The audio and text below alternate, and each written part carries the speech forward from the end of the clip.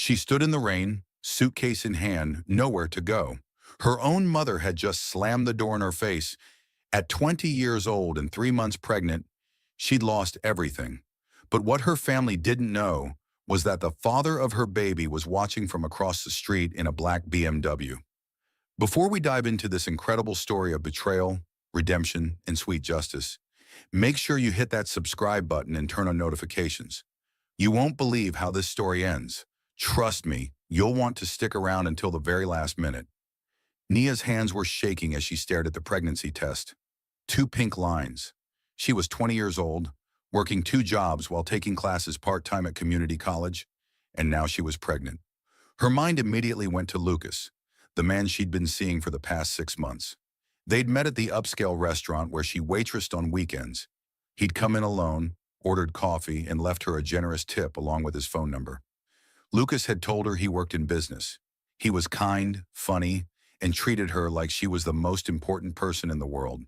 What he never mentioned was that he came from the Hartwell family, one of the wealthiest families in the entire state. He drove a modest car when he picked her up, wore simple clothes, and insisted on keeping their relationship private.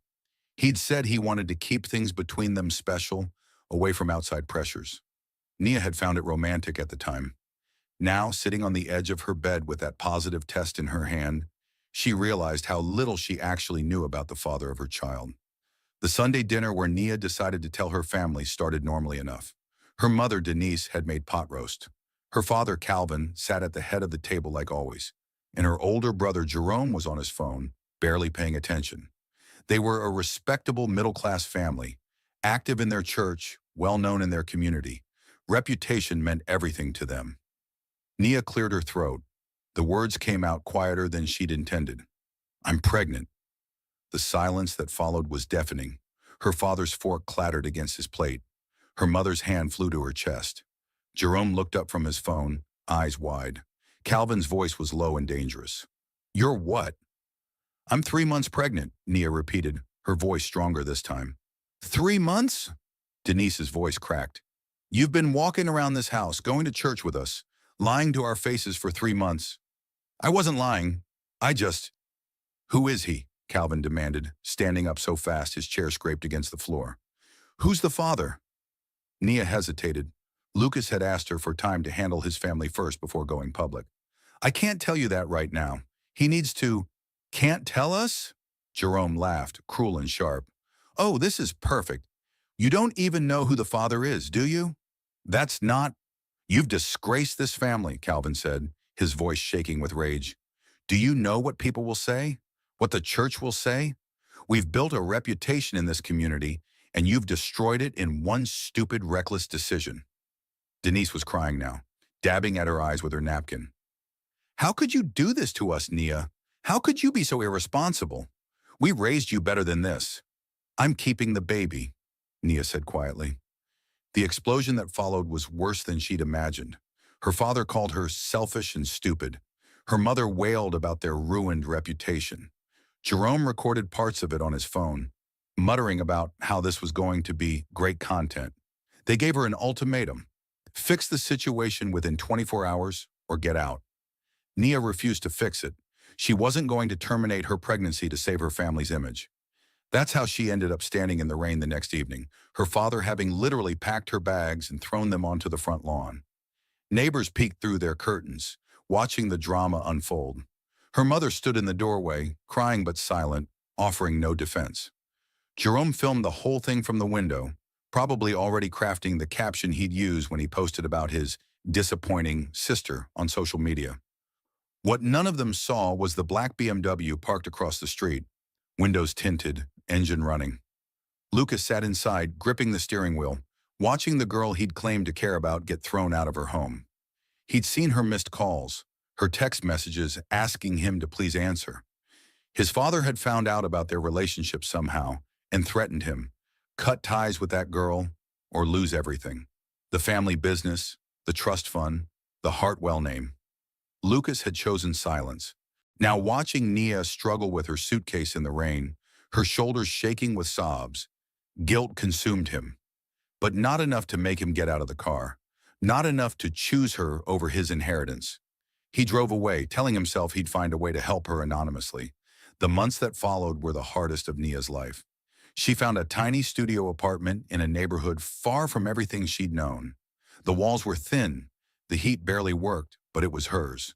She picked up every shift she could at the restaurant, but when her pregnancy started showing, her hours got mysteriously cut. Her boss never said it outright, but she knew. She started making jewelry in her spare time, selling pieces online for extra money. She learned to do hair, offering braiding services to women in her building. Every penny mattered now. She couldn't afford pride. The loneliness was crushing. She'd see her mother occasionally at the grocery store, and every time Denise would turn and walk the other way. Jerome posted vague messages on social media about family disappointments and people who make bad choices. Through a cousin, Nia heard that her parents had told everyone she'd gotten involved with the wrong crowd, and they'd had to distance themselves for their own well-being. They'd literally erased her from family photos. The worst part was when her grandmother's birthday came around. Her grandmother had always been her favorite person, the one who'd braided her hair as a child and told her stories. But the invitation never came. When Nia called, her grandmother's voice was strained, distant. Calvin had clearly gotten to her, but strange things started happening. One month when Nia was $50 short on rent, she woke up to find it had been mysteriously paid. Groceries appeared outside her door. An envelope with cash and no note slipped under her door. She suspected Lucas but had no way to confirm it. Her pride wanted to refuse, but survival won. She didn't know that Lucas drove by her building sometimes, late at night, warring with himself. He'd hired someone to make sure she had what she needed, convincing himself that money was enough, that he didn't need to actually be there. At 7 months, Nia went into labor prematurely. She was alone in her apartment when the contractions started, sharp and terrifying. Her neighbor, an older woman named Mrs. Patterson, who barely knew her, drove her to the hospital. In a sterile delivery room with no family, no partner, just a kind nurse holding her hand, Nia gave birth to a tiny baby girl. She named her Hope, 3 pounds, 6 ounces, so small she fit in Nia's hands. But healthy, the doctors said, a fighter. Nia held her daughter and cried, overwhelmed by love and terror in equal measure. No one from her family came, not even a phone call. There was one delivery, though, a beautiful bouquet of white roses with no card. Nia knew they were from Lucas, and somehow that made it hurt worse. The next 2 years were a blur of sleepless nights, endless work, and slowly building something from nothing. Nia poured everything into her daughter and her business. Her jewelry line grew beyond what she'd imagined. A small influencer discovered her pieces and posted about them. Orders flooded in. She hired 3 employees, all single mothers like herself, who needed flexible hours and understanding. By the time Hope turned 2, Nia had moved them into a better apartment. She'd been featured in a local magazine as a young entrepreneur to watch. Her online presence grew as she shared her story, carefully leaving out identifying details, speaking to other single mothers about resilience and rebuilding. She'd done it, without her family, without Lucas, without anyone's help but her own determination and the community of women who lifted each other up. Then came the invitation to speak at a business networking event at the Grand Marquis Hotel, one of the most prestigious venues in the city. This was the kind of opportunity that could take her business to the next level. Nia spent weeks preparing her presentation, practicing in front of her mirror, while Hope played with blocks at her feet. The day of the event, Nia walked into that hotel ballroom in a dress she'd saved up for, her hair perfect, her confidence hard-won. She was setting up at her assigned table when she saw him. Lucas. He stood across the room in an expensive suit, talking to an older man who could only be his father based on the resemblance, the Hartwell resemblance that she saw every day in Hope's eyes. For a moment, Nia couldn't breathe. 2 years of silence, of wondering, of anger came flooding back. Lucas turned and saw her. The color drained from his face. He stared, frozen, as recognition and what looked like guilt washed over his features. His mother, a thin woman dripping in diamonds, noticed his reaction and followed his gaze, her eyes narrowing at Nia. Nia forced herself to breathe, to stay professional. She had a presentation to give. She wouldn't let him derail this opportunity, but fate had other plans. During the networking portion of the evening, Lucas approached her. Up close, he looked older, tired. "Nia," he said quietly, I, I didn't know you'd be here. You look amazing. Your business. I've been following." "Have you?" Nia's voice was ice. "That's interesting.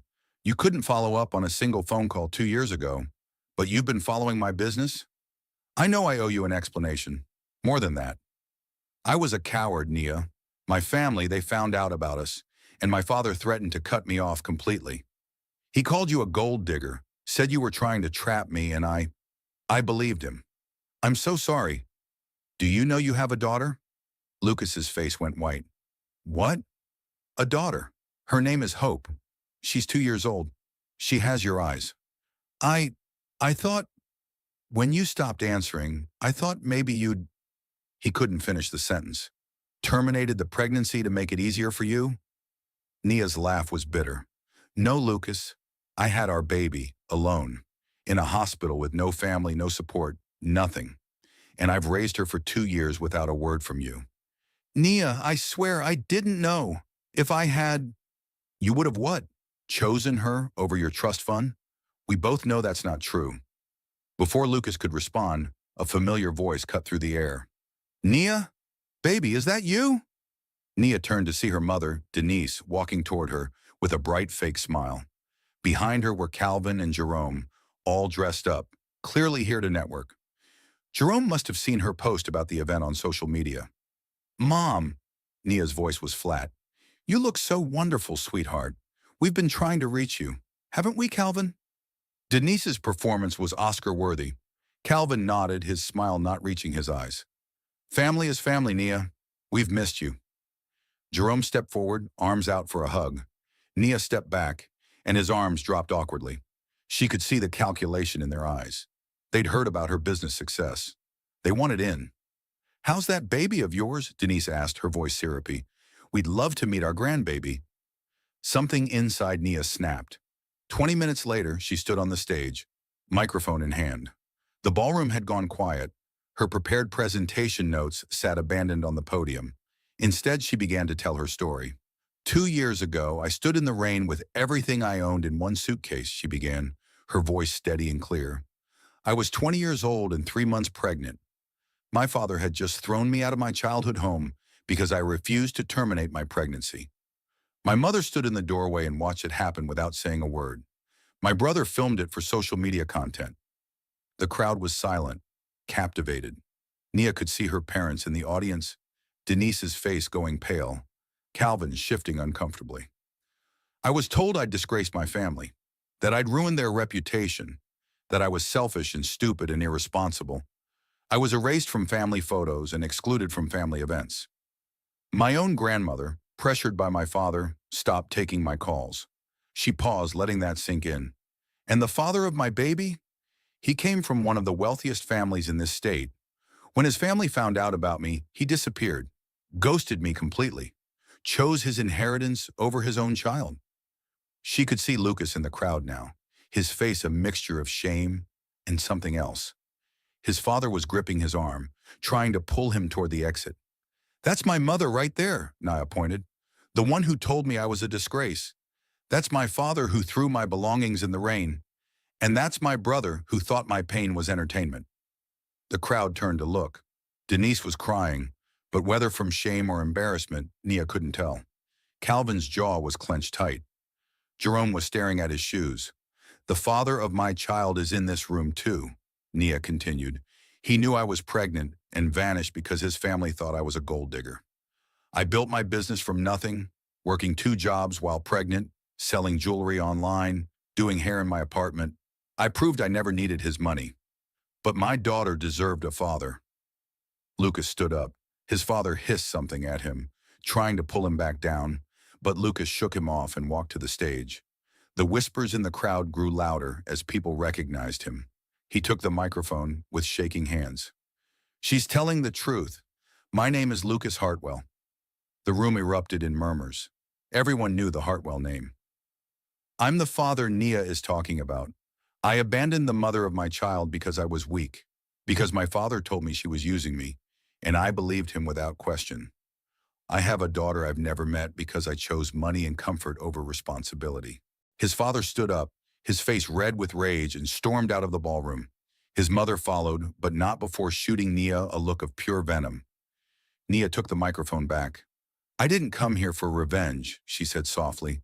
I came here as a businesswoman. My daughter Hope is 2 years old, healthy, and loved beyond measure. I don't need my family's approval anymore, and I don't need her father's money. But she deserves to know her father if he chooses to step up. And as for my family, she looked directly at her parents. You taught me everything I needed to know. You taught me that reputation built on judging others is worthless, that conditional love isn't love at all. Thank you for that lesson. The standing ovation started slowly, then built until the entire room was on its feet. Business owners lined up to talk to her, to offer partnerships and opportunities. Her family slipped out through a side door, unable to face the weight of their own actions made public. Later that evening, after the event had ended, Lucas sat in Nia's living room, holding his daughter for the first time. Hope, curious and fearless like her mother, had grabbed his finger and smiled at him.